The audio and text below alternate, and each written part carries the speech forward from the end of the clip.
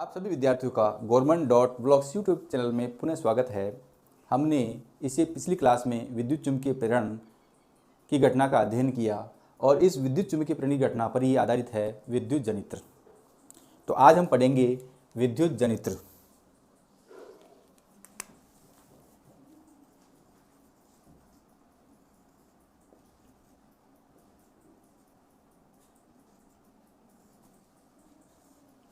Electric जनित्र या electric generator. आपने शादी ब्याह में सुना होगा कि जब लाइट जाएगी तब क्या करेंगे, तो आंसर आता है हम इलेक्ट्रिक जनरेटर ले आएंगे। तो वही आपका इलेक्ट्रिक जनरेटर है जिसे हम विद्युत जनित्र कहते हैं। तो विद्युत जनित्र जो है विद्युत चुंबकीय प्रेरण की घटना पर आधारित है।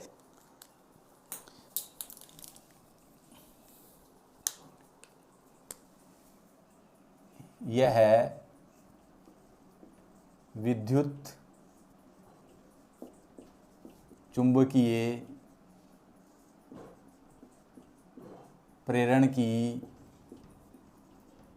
घटना पर आधारित है। कई बार एक नंबर का प्रश्न आ जाता है कि विद्युत जनित्र किस घटना पर आधारित है या विद्युत जनित्र किस पर आधारित है, तो वो आएगा विद्युत चुंबकीय प्रेरण पर आधारित है। अब नेक्स्ट इसका आता है सिद्धांत, प्रिंसिपल ऑफ इलेक्ट्रिक जनरेटर।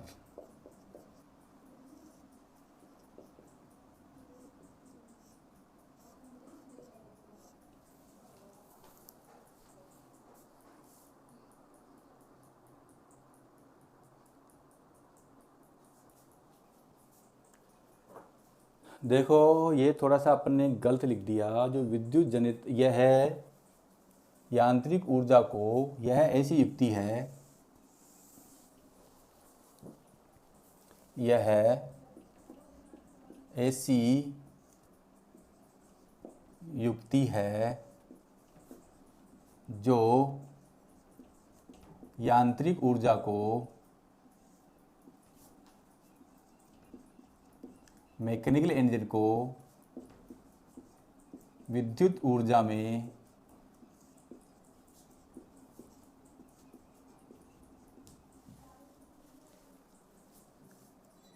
परिवर्तन करती है या बदलती है। विद्युत जनित्र ऐसी युक्ति है या ऐसा जुगाड़ है जो यांत्रिक ऊर्जा को विद्युत ऊर्जा में बदलता है। अब जो मैंने पहली बात लिखी थी वो आएगी सिद्धांत में। यह है विद्युत चुंबकीय प्रेरण के सिद्धांत पर आधारित है। यह है विद्युत चुंबकीय प्रेरण के सिद्धांत पर आधारित है।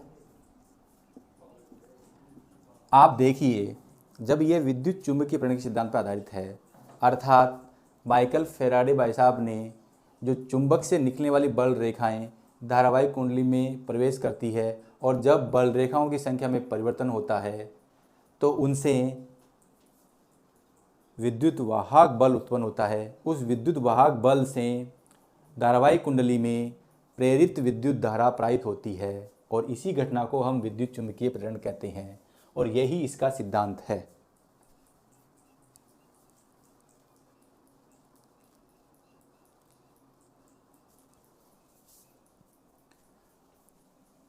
जब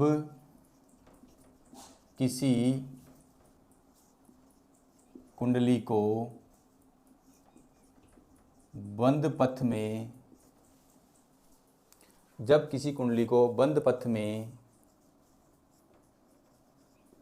घुमाया जाता है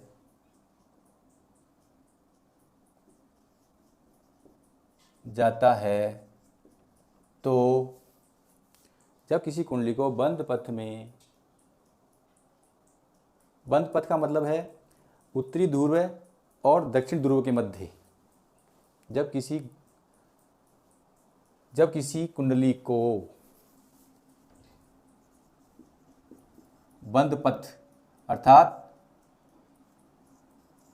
N और S के मध्य घुमाया जाता है तो कुंडली में चुंबकीय बल रेखाओं की संख्या में परिवर्तन होता है। घुमाया जाता है तो कुंडली में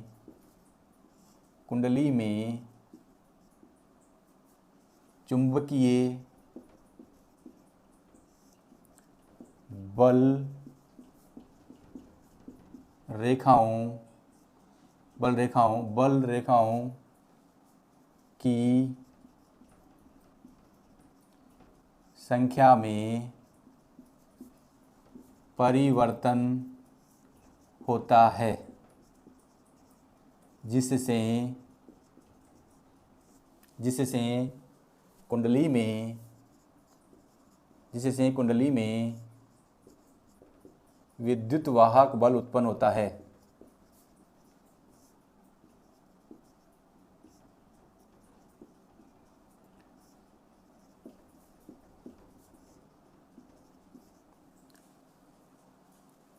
इस विद्युत वाहक बल के कारण कुंडली में प्रेरित धारा प्रवाहित होती है, जिससे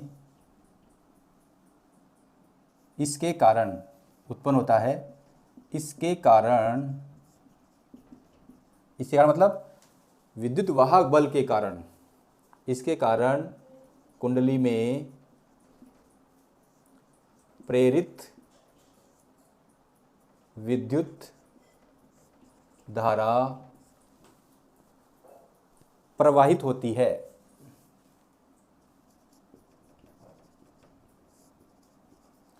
जब जब चुंबकीय बल रेखाओं की संख्या में परिवर्तन होगा, तब तक कुंडली में विद्युत वाहक बल उत्पन्न होगा, और जब जब विद्युत वाहक बल उत्पन्न होगा, तब तब कुंडली में प्रेरित विद्युत धारा प्रवाहित होगी।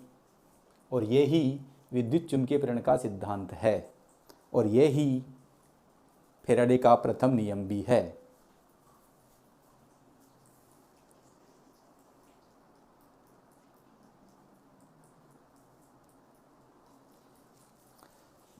अतः कुंडली को घुमाने से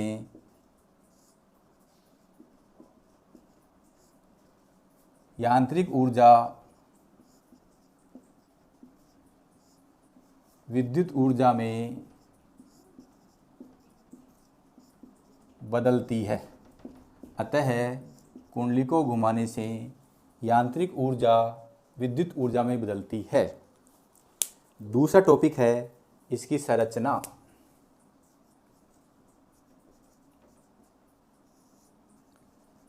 डियर स्टूडेंट, जो हमने विद्युत मोटर पढ़ी है उसकी संरचना और विद्युत जनित्र की संरचना सेम है।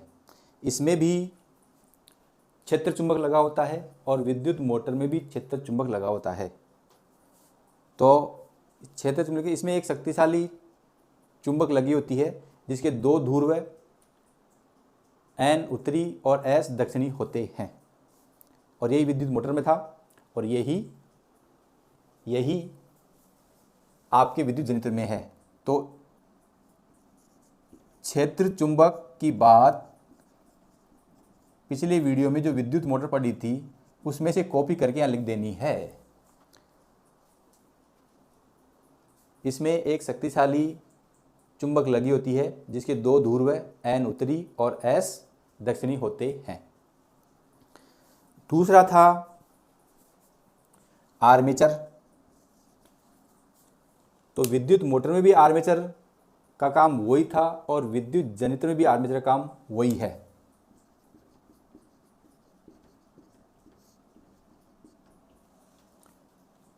इसमें ABCD एक आर्मेचर है जो क्षेत्र चुंबक के मध्य रखा हुआ है। इसमें सेम वो की वो कॉपी कर देनी है आपको।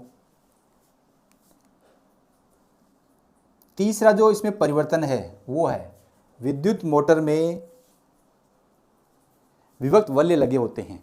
विद्युत मोटर में विभक्त वलय लगे होते हैं, जबकि विद्युत जनित्र में सर्पी वलय लगे होते हैं।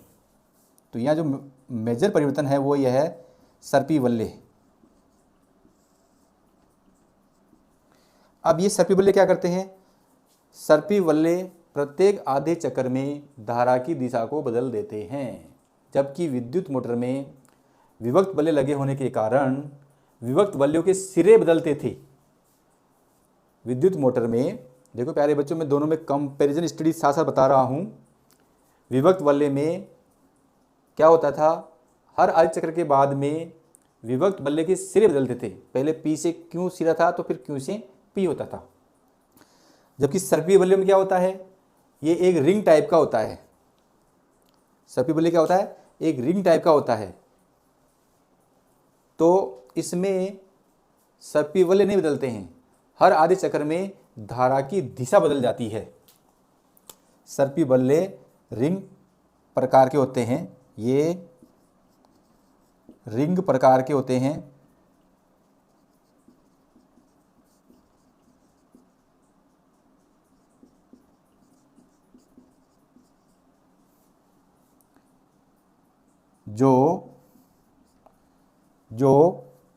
जिससे जो मत लिखिए, जिससे आर्मेचर के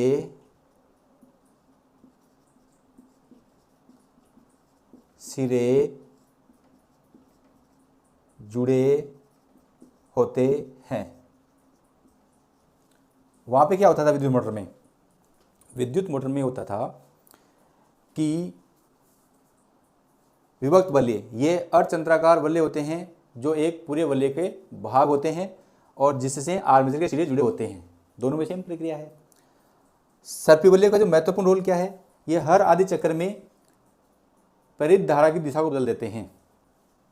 हर आधे चक्र में धारा की दिशा को बदलते हैं। ये प्रत्येक आधे चक्कर में, प्रत्येक आधे चक्कर में धारा की दिशा को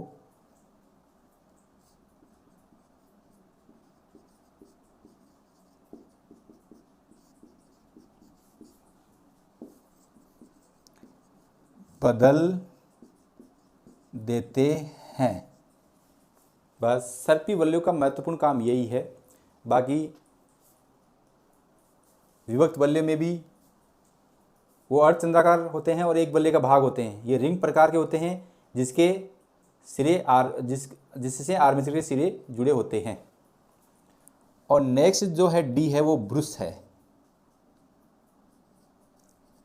विद्युत मोटर में भी यही ब्रूस होती है, जिसमें विद्युत मोटर में ये ब्रूस एक प्रकार से कार्बन की पत्तियां होती हैं। वहाँ भी एक प्रकार से कार्बन की पत्तियां होती थी। वहाँ पर ये विभक्त बल्ले से जुड़े होती थी, यहाँ पर ये सर्पी बल्ले से जुड़ी होंगी। वहाँ पर ये विभक्त बल्ले से जुड़ी होती थी, यहाँ पर ये सर्पी बल्ले से जुड़ी होती थी। और ब्रूसों के दोनों सिरे हम गैल्वेनोमीटर से जोड़ देते हैं। ब्रूसों के दोनों सिरे हम गैल्वेनोमीटर से जोड़ देते हैं। इस प्रकार संरचना वाला भाग पूरा हो गया। अब आप इसका स्क्रीनशॉट ले सकते हैं।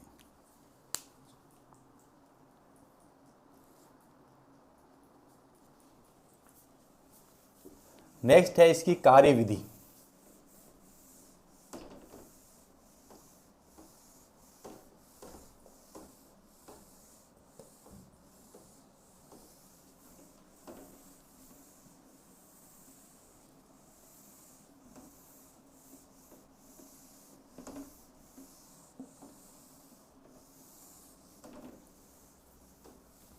विद्युत जनित्र की कार्यविधि। Working method of electric generator.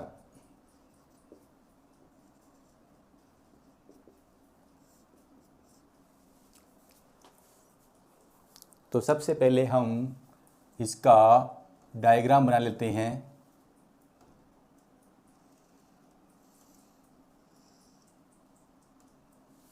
यह आपका उत्तरी ध्रुव है,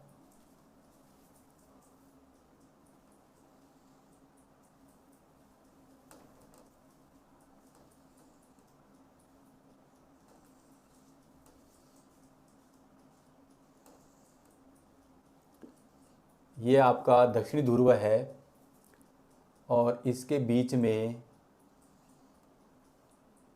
कुंडली या आर्मेचर रखा हुआ है। ये आपका एक रिंग है और ये आपकी दूसरी रिंग है, जिन्हें हम ये सर्पी बल्ले S1 और ये सर्पी बल्ले S2। सर्पी बल्ले S1 ब्रूस B1 से जुड़ा होता है और सर्पी बल्ले S2 ब्रूस B2 से जुड़ा होता है। इन B1 और B2 को एक बाह्य परिपथ के माध्यम से, बाह्य परिपथ की सहायता से या बाह्य परिपथ में गैल्वेनोमीटर लगाकर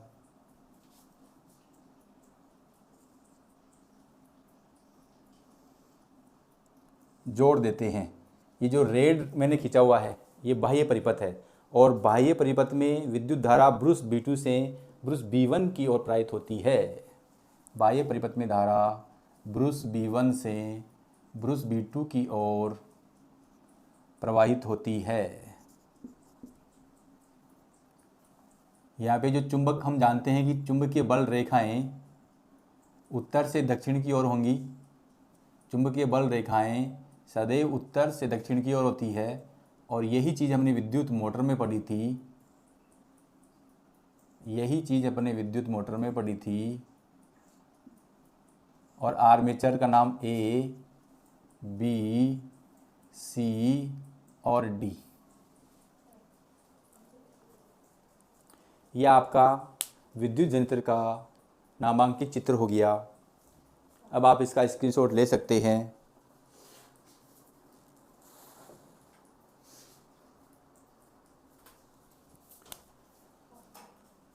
ये जो आर्मेचर है इसे हम कुंडली कहते हैं। जब कुंडली को क्षेत्र चुंबक के बीच में इस प्रकार घुमाया जाता है, जब आर्मेचर को या कुंडली को क्षेत्र चुंबक के बीच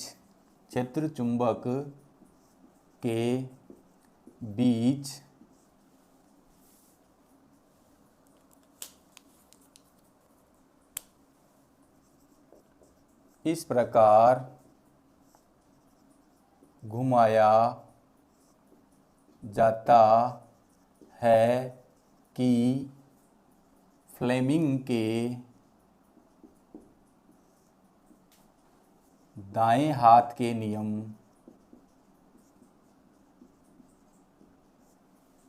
से भुजा AB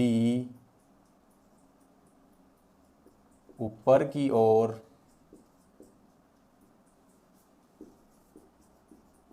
तथा भुजा CD या DC नीचे की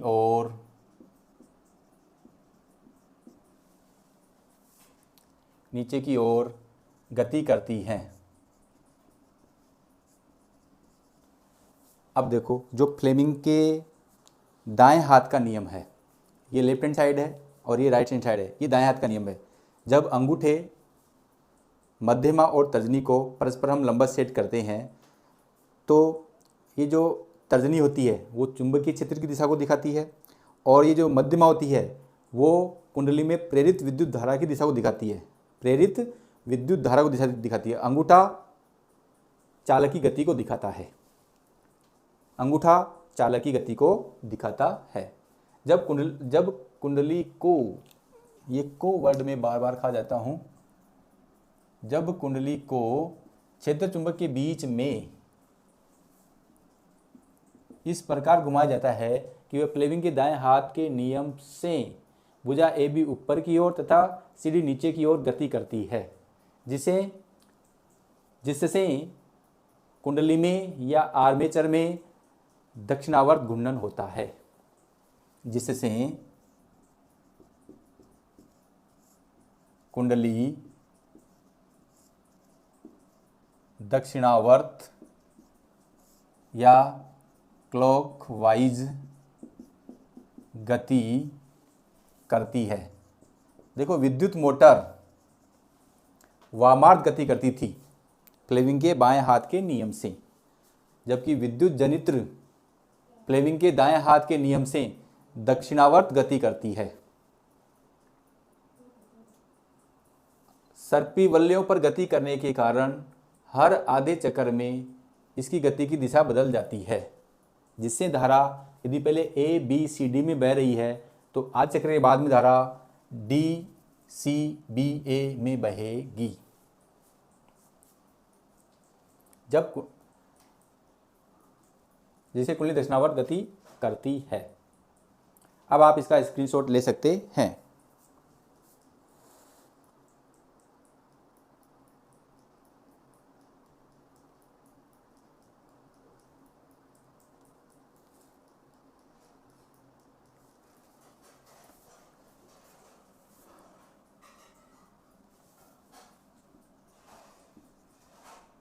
कुंडली में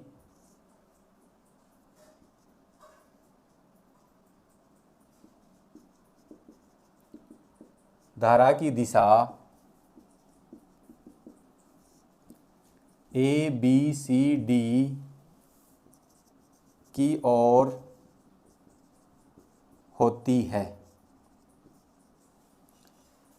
डियर स्टूडेंट्स, ये मैं आपसे बार बार शेयर कर रहा हूँ कि विद्युत मोटर में फ्लेमिंग के बाएं हाथ के नियम से आधे चक्कर में विभक्त वल्यों के सिरे बदलते हैं, जबकि विद्युत जनित्र में सर्पी वल्य रिंग टाइप के होने के कारण हर आधे चक्कर के बाद में धारा की दिशा बदल जाती है। जैसे कुंडली में धारा की दिशा ए बी सी डी की ओर है, तो आधे चक्कर के बाद में धारा डी सी बी ए की ओर होगी।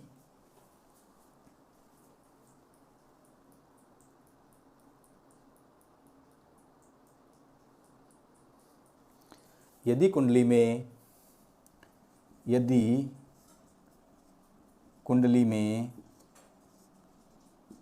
फेरों की संख्या, देखो पिछले वीडियो में भी मैंने बताया था कि जब एक कॉफ़ी के बीच में मैंने पेन रखा था और उसके चारों तरफ तार लपेटा था, तो वो फेरों की संख्या है। अब तार की लंबाई जितनी ज़्यादा होगी फेरों की संख्या भी उतनी ज़्यादा होगी।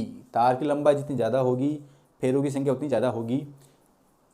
यदि कुंडली में फेरों की संख्या अधिक है तो उत्पन्न धारा एक शक्तिशाली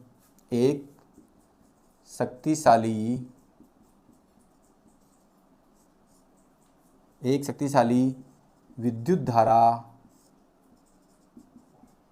होगी। उत्पन्न धारा एक शक्तिशाली विद्युत धारा होगी।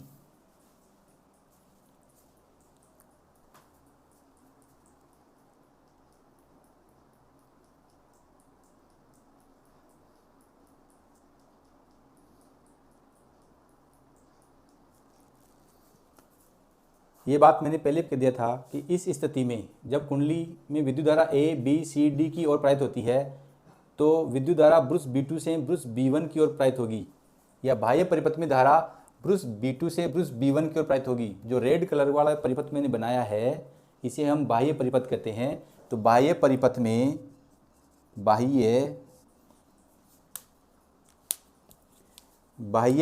में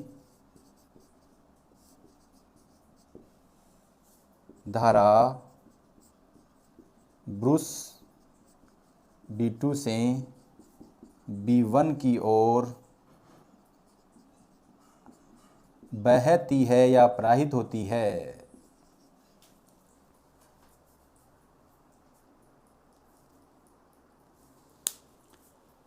अब आप इसका स्क्रीनशॉट ले सकते हैं।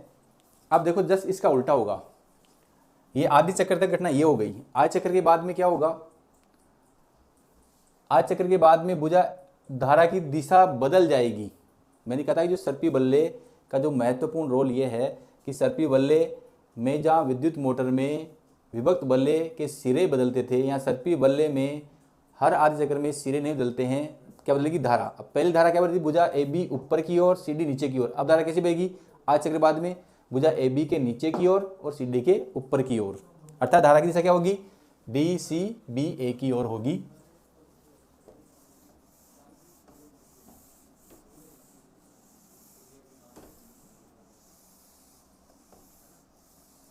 आधे चक्र के बाद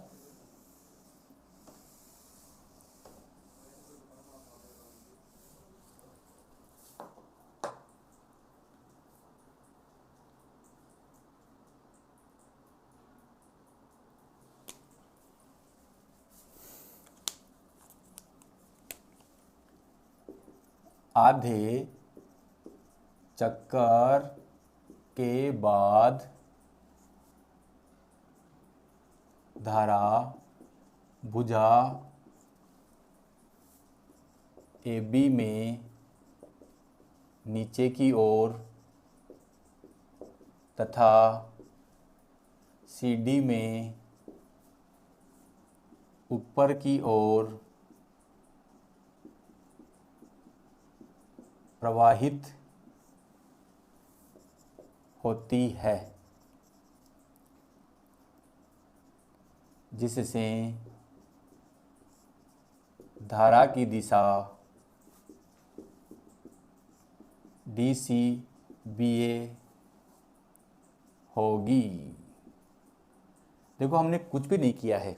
जो प्रथम आधे चक्र में धारा थी, जो भुजा ए बी ऊपर की ओर सी डी नीचे की ओर थी और धारा ए बी सी डी की ओर उसकी दिशा थी। द्वितीय आधे चक्र में सर्पी बल्ले धारा की दिशा को बदल देते हैं। इस स्थिति में धारा की दिशा को बदल देते हैं।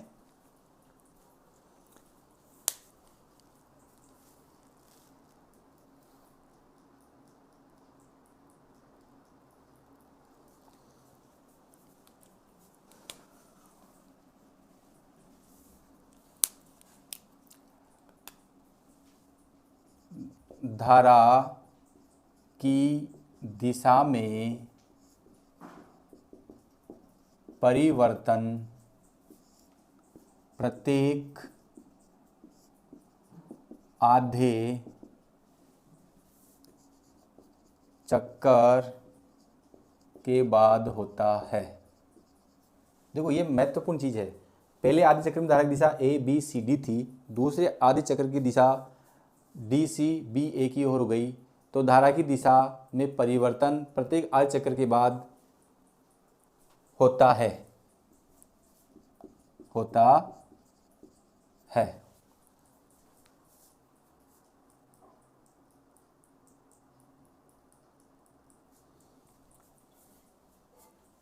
यदि प्रत्येक आधे चक्कर के बाद धारा की दिशा में परिवर्तन करने वाली युक्ति अथवा जुगाड़ को प्रत्यावर्ती धारा जनित्र कहते हैं। अब देखो दिष्ट विद्युत जनित्र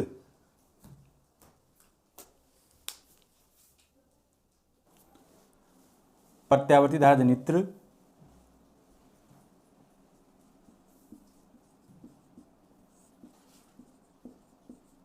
कहते हैं।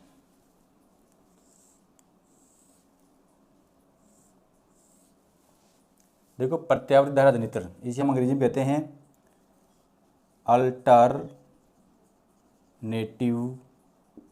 करंट जनरेटर या एसी।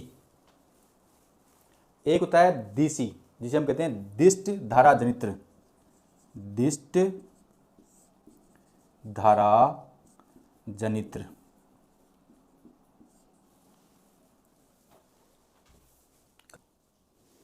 दिष्ट धारा जनित्र डायरेक्ट DIRECT डायरेक्ट करंट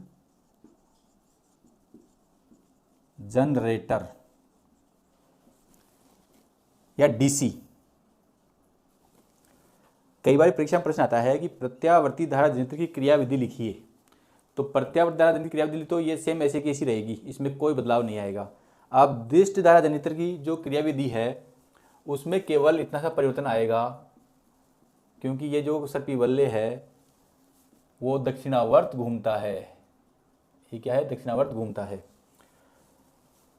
प्रत्यावर्ती धारा जनित्र में हम सर्पिवल्य लगाते हैं, जबकि दिष्ट धारा जनित्र में हम विभक्त बल्य लगाते हैं।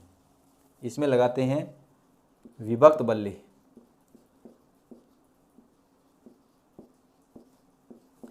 और इसमें क्या लगाते हैं? सर्पिवल्य।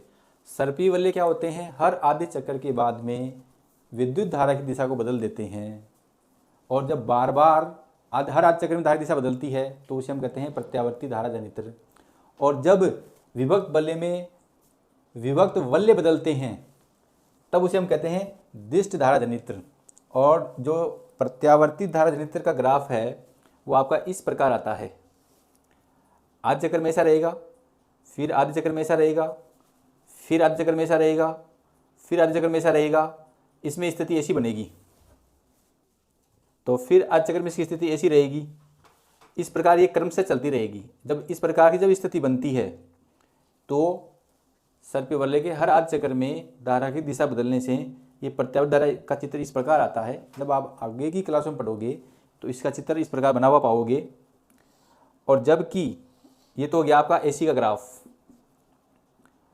जबकि DC में क्या होता है? सर्पी विभक्त बल्ले के सिरे बदलते हैं। पहले PQ था तो फिर बाद में हो जाएगा QP होने से धारा बिल्कुल एक समान प्राप्त होती है। धारा एक समान प्राप्त होती है। जब आपसे दिष्ट धारा जनित्र की कार्यविधि पूछी जाए तो केवल और केवल सर्पी बल्यों की जगह विभक्त बल्य लगाने हैं, और बाकी प्रक्रिया वैसे की वैसी रहेगी। और प्रत्यावर्ती धारा जनित्र के बारे में पूछा जाए तो आपको सर्पी बल्य लगा देते हैं। सर्पी बल्यों का जो महत्वपूर्ण रोल यही है कि ये हर आधे चक्र के बाद में धारा की दिशा को बदल देते हैं, जिसे हम उसे जैसे ऐसे जब हर आधे चक्र में धारा की दिशा बदलती है तो इस क्रिया को हम कहते हैं प्रत्यावर्ती धारा जनित्र। तो मैं आशा करता हूं कि आपको ये समझ में आया होगा। अब आपका काम मैंने किया है। आप मेरा काम करने के लिए मेरे government.blogs यूट्यूब चैनल को लाइक, सब्सक्राइब और कमेंट